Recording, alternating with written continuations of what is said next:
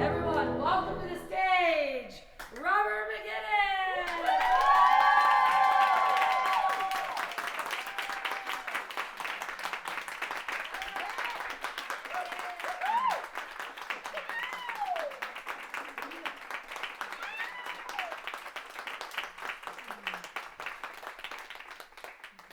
Thank you. As you take your seat, I'd like to invite you to take the posture of a king or a queen, to sit in your throne, and to close your eyes for a moment with me.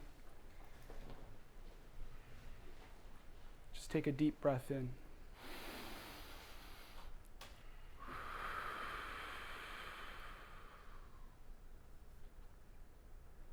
Today I'm going to be discussing with you how to navigate your soul's journey out of your career and into your calling. Rhonda asked a beautiful question yesterday. She said, "Why are we here? Why are you here?" Whatever you responded with, I can promise you that in one way, shape, or form or another, you're here to remember.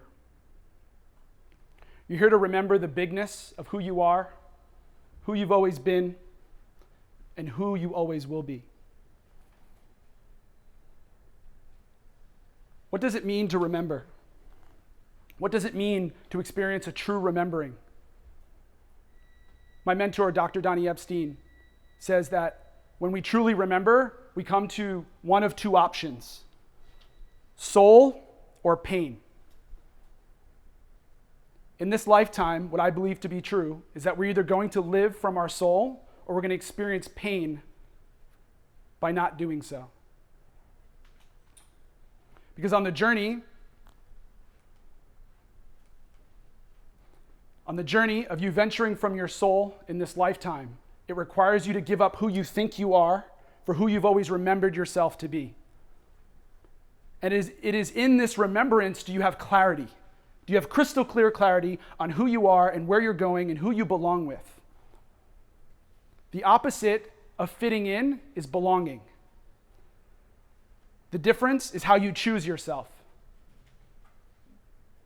To truly venture from your soul's calling, to get out of your career, it's the deepest choosing of yourself you've ever imagined.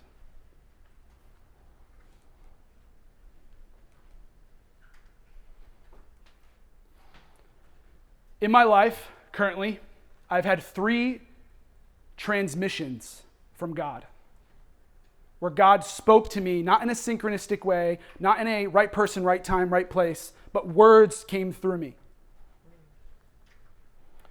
And my first transmission that I ever experienced was with my great uncle Richard. I was 9 years old at the time, and we all knew that he was ready to pass. And he had a retirement ceremony. And at the retirement ceremony, there was thousands of people from all over the world that came to see him. And again, I was 9 years old, and at that time, I didn't know what I was experiencing, but I was experiencing him pointing the way for me. Because when we truly connect to our ancestors, when we connect to our lineage, that leads us to our legacy.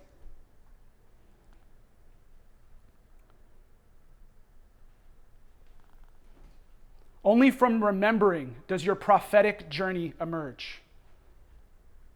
Your prophetic journey is your journey out of your career and into your calling. It's the journey on the way home. It's the journey that you signed up for before you even knew what you signed up for. It's the journey where you chose yourself before you chose yourself.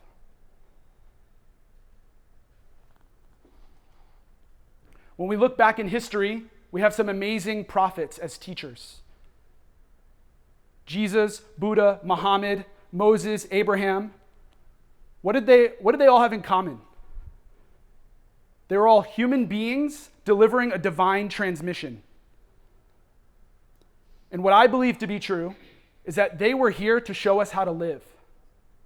They were here to show us how to deliver our divine transmission to the world.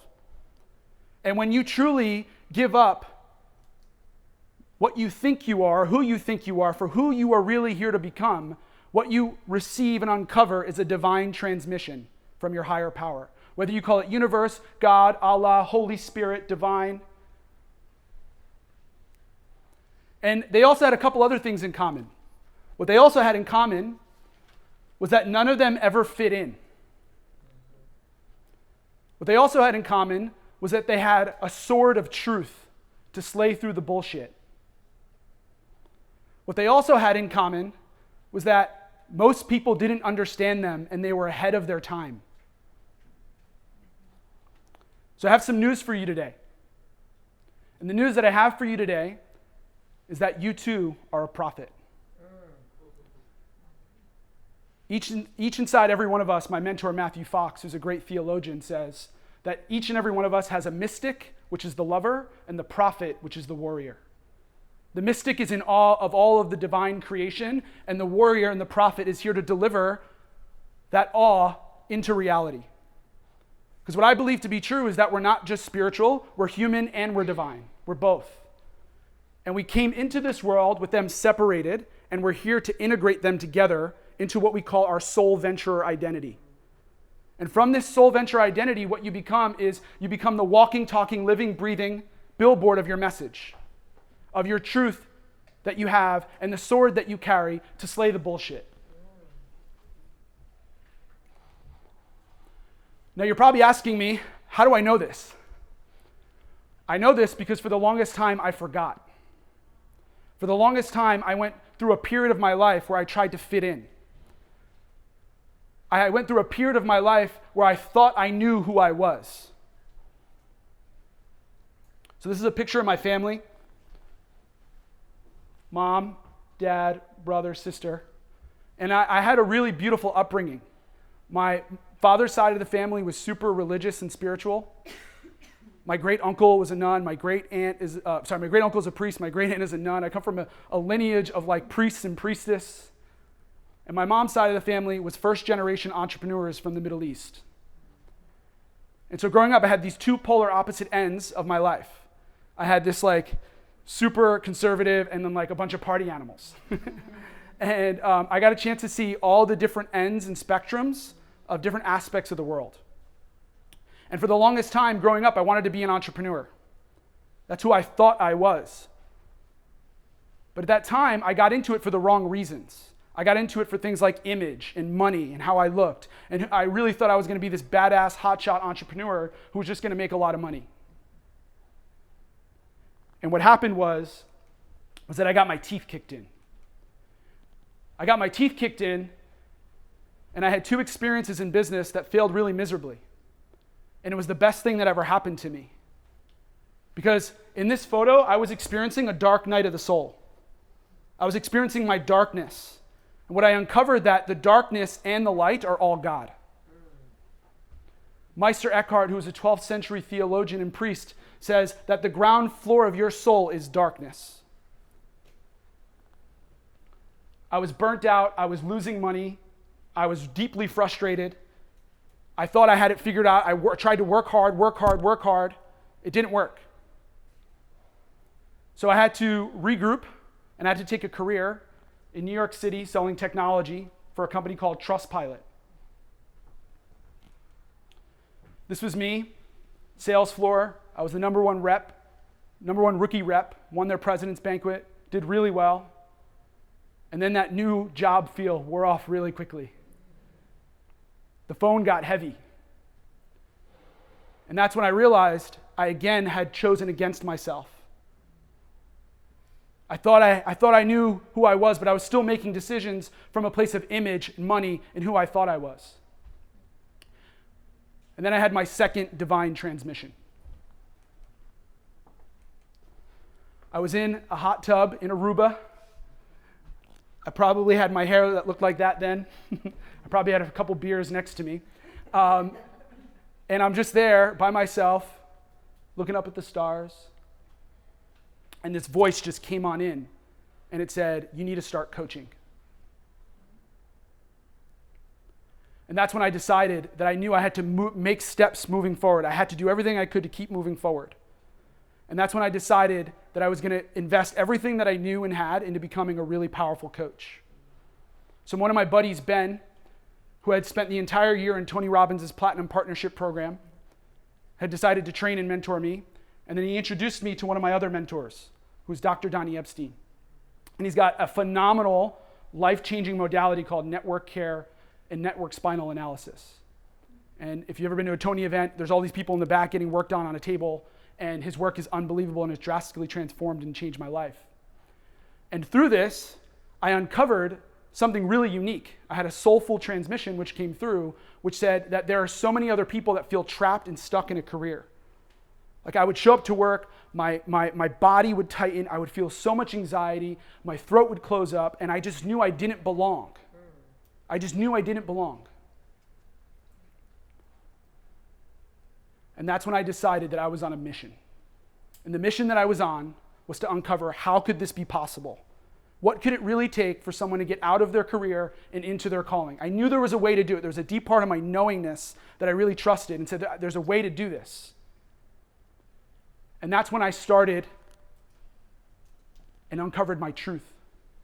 The truth and my sword that I was willing to die for, that I was willing to slay the bullshit for. And the truth that I uncovered was that entrepreneurship could be one of the highest forms of spirituality if done the right way. And that's why I created and started my company, Soul Venturer. I love that. To be a soul venturer, thank you. To be a soul venturer is to continue to answer the call, no matter how long it takes. Because there's that star in the sky that's calling you just as much as you're calling it.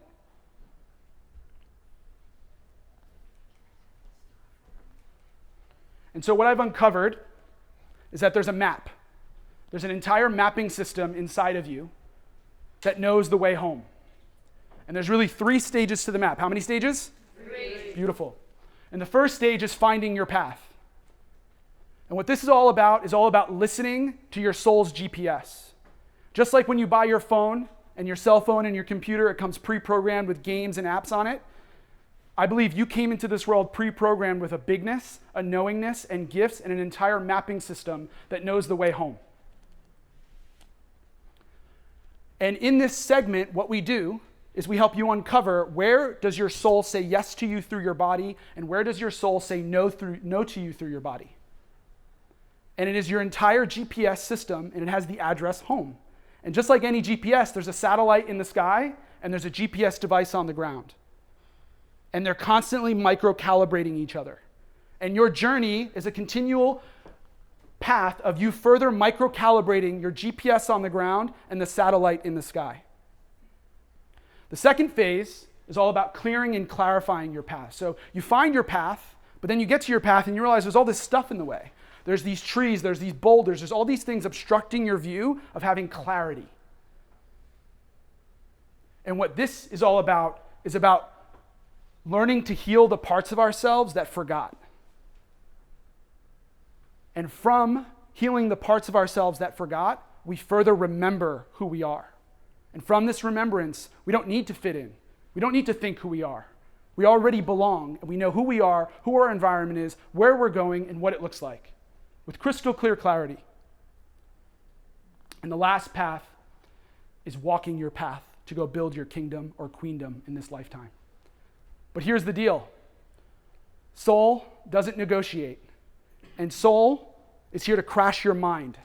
You cannot have soul and certainty at the same time. So what happens is that life presents this tunnel to you. It's called the tunnel. And the way a tunnel works is there's one way in and one way out. And life says you're either going to draw the line in the sand, or you're going to choose to live from your soul, or there's going to be pain on the other side. And it's dark, and it's scary. And it's beautiful at the same time. It's a beautiful paradox. And it's through this darkness, do you see the light at the end of the tunnel? Do you become the person that you were meant to truly become? And what happens is that you just start to become this integrated identity. This human and soul further merge together. And it's from this identity, do you just become the walking, talking, living, breathing billboard of your message. And your kingdom is not what you build, but it's what you attract, and it shows up for you, because everything you need is already on your journey. You have everything you need. Your soul has a PhD. So here's the deal. I love this depiction here of what it really takes to go build your kingdom and to get out of your career and into your calling in this lifetime, is because it's a journey, right? It is an absolute journey, and it's dark, and there's a lot of light. And it's from honoring both the dark and the light do we get to experience all the aspects of ourselves that are beautiful.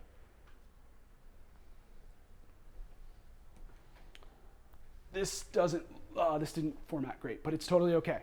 So this is a question I ask all of my clients, which is, what is the opposite of scarcity? What do you guys think? That's what a lot of people think. The opposite of scarcity is overconsumption. When we overconsume, we're overconsuming from a place of lack, right? If you ever met someone that got their paycheck on a Friday and it was gone on Monday, they're coming from scarcity. The reality is that scarcity is just the illusion, and abundance is everything that's real. Scarcity is just the illusion, abundance is everything that's real. And what happens is that when you become this integrated identity, you start to expand all of these different aspects, these pillars. It's like a channel, right? It's a pipeline that grows. And you have your ancestors before you, your North Star above you, your Mother Earth below you, and your legacy in front of you. And these are all pillars of this pipeline that expand, that allow more abundance to flow through you the further and deeper you integrate this identity. It's before and after masculine and feminine. I'll send that slide to you guys later. So currently, to date, why I'm speaking to you here today is currently I've helped hundreds of my clients navigate this journey out of their career and into their calling in a very unique way that doesn't interrupt their family or financial needs. Some of my clients have been teachers, architects, from being in corporate to any industry you can work for.